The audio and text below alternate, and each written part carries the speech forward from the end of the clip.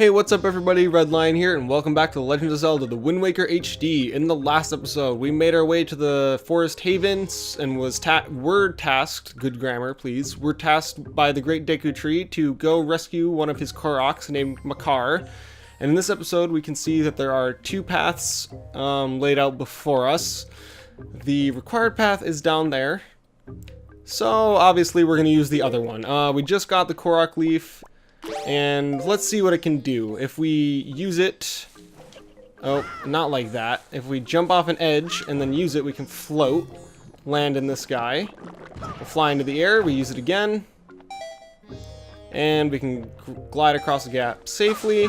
It's a really cool item. There's nothing really like it in any game before this that I'm aware of. And it's kind of like, I like to think of it as kind of the inspiration for the hang glider in Breath of the Wild.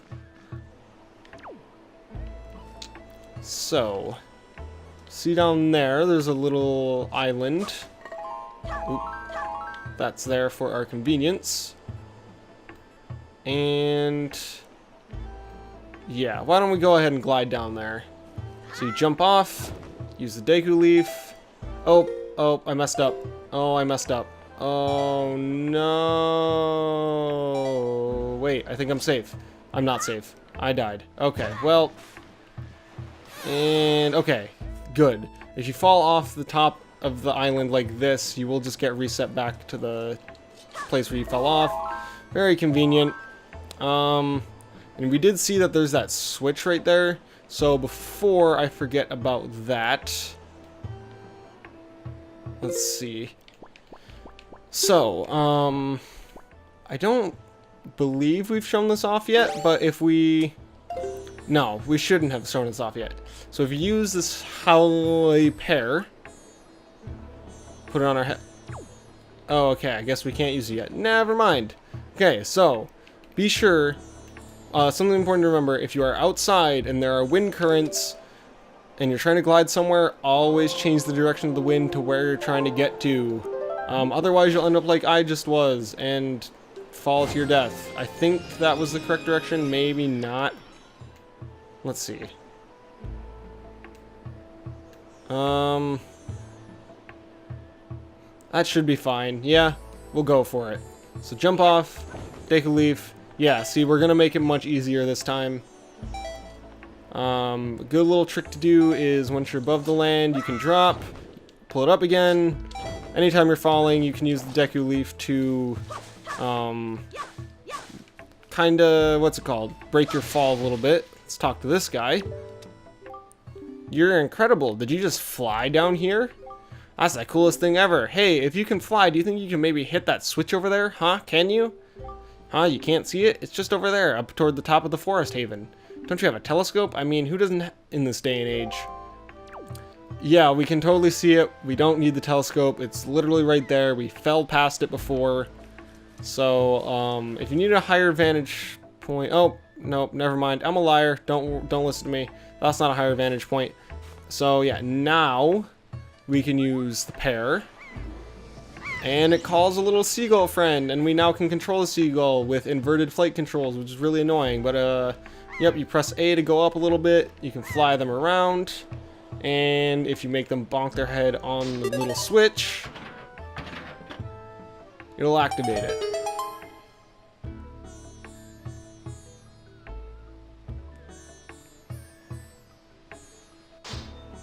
And you can just press ZR to cancel it out.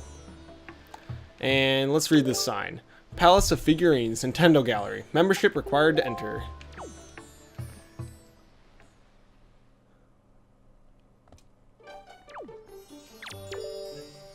So, you were a member this whole time. Awesome. Hey, and thanks to you, I got in and became a member too.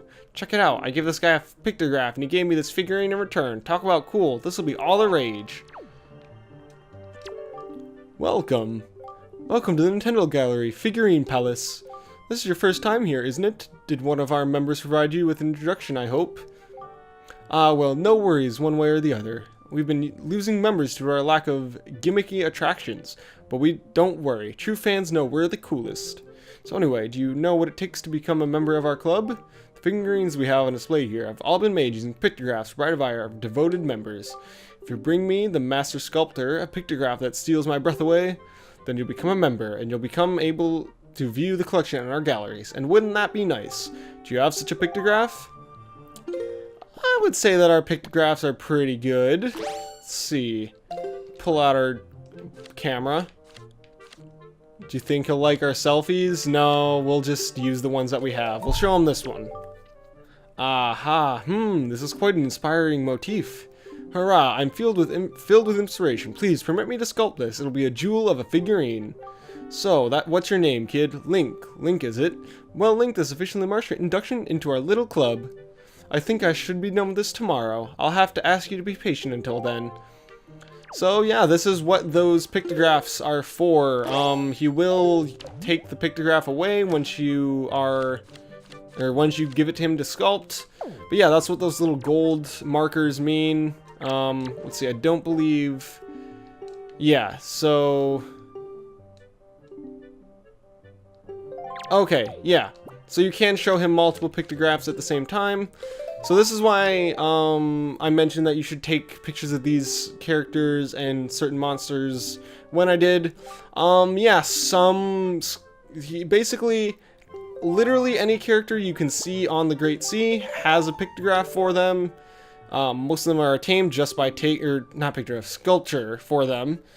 Most of them are attained just by taking a picture and showing it to this guy. There are a few that are gotten by other means, but yeah, so the reason I mentioned that you should take a picture of that one Rito and Goma when I mentioned to is because certain characters can disappear from the overworld before you get a chance to take a picture of them. Therefore, you aren't able to get their sculpture if you don't take their picture before they're gone.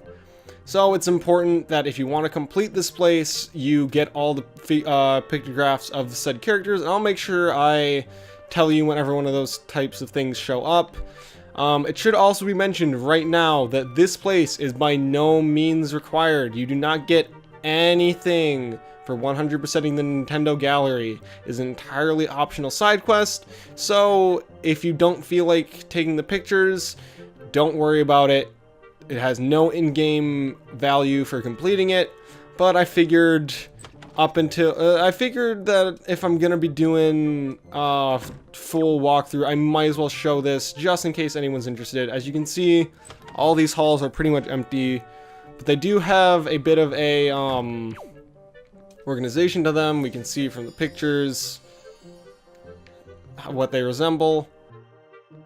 It is my hope that I will be able to fill this up completely by the time we are done with our adventure. I have never done so before because I didn't really see any value to it, but I'm gonna try it. I'll do my best. I'll make sure I get all the important pictographs, and if I have to go back and get other ones, then so be it. But yeah, just take pictures of people, show them to this guy. While I'm here, actually, I think I'll get the pictures of these people. Oops, can't take a picture of him while I'm right there. So yeah, we'll take a picture of this guy. You can also only do this after you get the... Ooh, no. You can only do this after you get the deluxe picto box.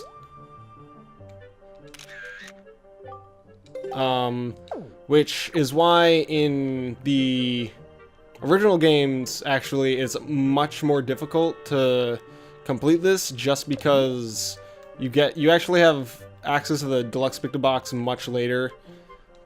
But yeah, in this game, much easier to do this. We'll show them these two while we're here.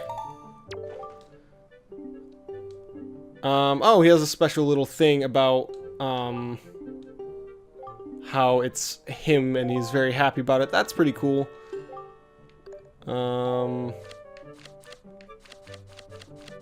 Wait. Oh, okay. So he gets excited when you take pictures of his members and things like that. The shiny pupil, the smooth, supple skin. Who is this? And where can I find such a beauty existing in the world? Why, this is beauty incarnate. Mercy, my heart bubbles over with an undeniable compulsion to create a figurine from this work of art. Please permit me to sculpt this. It will be a jewel of a figurine. Yep, so I have to wait until tomorrow. Eventually we'll get a way to speed up that process, but for now we just will have to wait. I do find it a nice touch that he doesn't even recognize that it's himself, but regardless, let's head out of here. And we did see that that ladder dropped, providing us easy access to here anytime we want, so we can just sail over here next time we come back with more pictographs. But in the meantime, how would I just meet you back up at the top of the Deku tree where we can continue on our journey?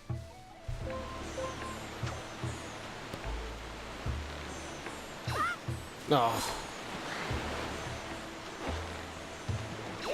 Stop. No. Oh my god. So on my way back up, I did manage to collect a few more Boko Baba seeds, so let's see what TLoZ says. That's a Boko Baba seed, isn't it? If I mix some of these up, I can make a kind of super replenishing potion that would help you, swordsman. Alright, I'm going to use 4 of your seeds to create a super replenishing potion. Please wait just a moment.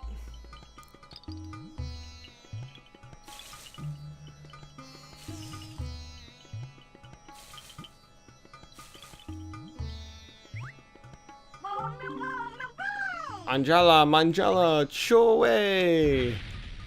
I love Korok chanting.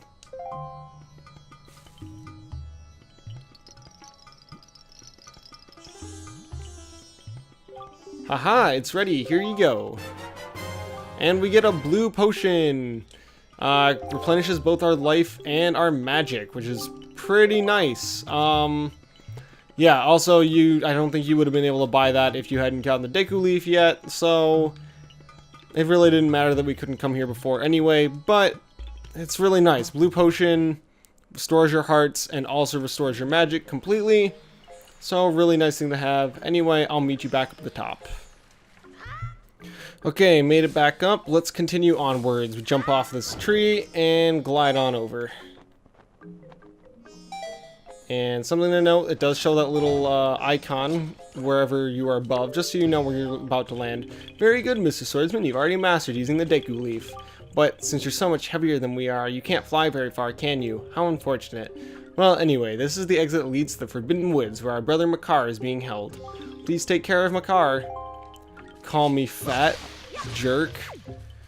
Anyway, I want to see... Yeah, so I saw them before, but these little canisters will replenish some of your magic meter whenever you need it. Really convenient. Deku Leaf can be a huge drain of magic if you're not careful.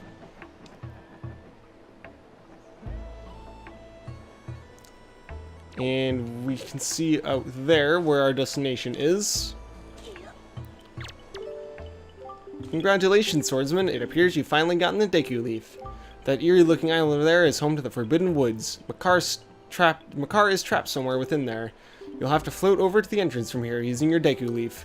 But when you're flying with the Deku Leaf, you're at the mercy of the wind. If the wind can't carry you there, you will fall into the sea before you land. If only the wind were blowing in the right direction to carry you there. If only. I wonder how we do that. Yeah. I mentioned this before, but yeah. Moving or changing the direction of the wind and then using your Deku Leaf is a pretty big puzzle when it comes to the overworld, so just keep that in mind. We can see that tornado there. I'm gonna wait for it to come back around because there is a bit of timing to this if you want to get to the correct destination. So just wait for a little bit. I should mention, kind of funny thing about the Nintendo Gallery. The first time I played through this game, I didn't know it even existed. Because I, first of all, never looked behind me when I was on this pier. I never went that other direction at the top of the Deku tree because I didn't look back there because I just went straight where the Korok was telling me to go. Oh shoot, am I gonna make it? Okay, I guess you don't need the tornado for the first one. But yeah, and then the second time I the second time I knew about it because I looked up walkthroughs and stuff like that to make sure I was getting everything for this Let's Play. And then but I just didn't do anything with it. Nice job, swordsman. It looks like you've already mastered using your Deku Leaf. You're a quick study. First thing you should do is cut the grass around here to replenish your magic power. Enter the Forbidden Woods on a much higher level than the entrance of our forest haven. In order to get up to such a high place, you'll have to catch the swirling updraft. Can you see the updraft, swordsman? The updrafts around here move swiftly. You'll have to time your jump just right so that the wind will fill your Deku Leaf and carry you into the updraft, giving you the lift you need. Once you're floating on high, just let the wind take you to the entrance of the woods. Yep, so as I mentioned, you gotta time your jump towards the Forbidden Woods with this updraft. Let's see, now? Oh, wow, I jumped off real early. I didn't change the wind direction!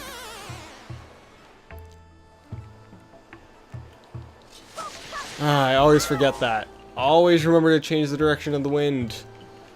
It saves you a lot of time. I don't think I've ever done this puzzle thing properly the first time, just because every time I jump off the ledge, I forget to change the wind direction.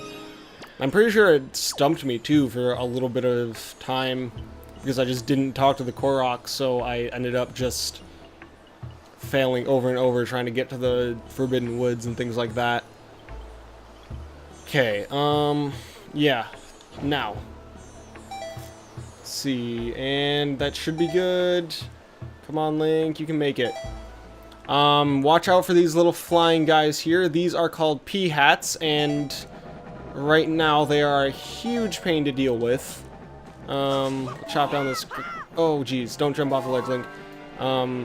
If I can target them, please. As you can see, sword does no damage to them, but if we... Excuse me. And if we try to use the hook shot, all we get is a golden leaf, so we have no way of actually damaging these guys. We'll have to worry about them later. And, excuse me, trying to end the episode here. Stop. Okay. So I know this was kind of a nothing episode again, I guess, like in terms of content. But I really kind of think this is a good stopping place. I'm not ready to jump into the dungeon just yet. So next time on The Legend of Zelda: The Wind Waker HD, we will be delving into the next dungeon. See you guys then.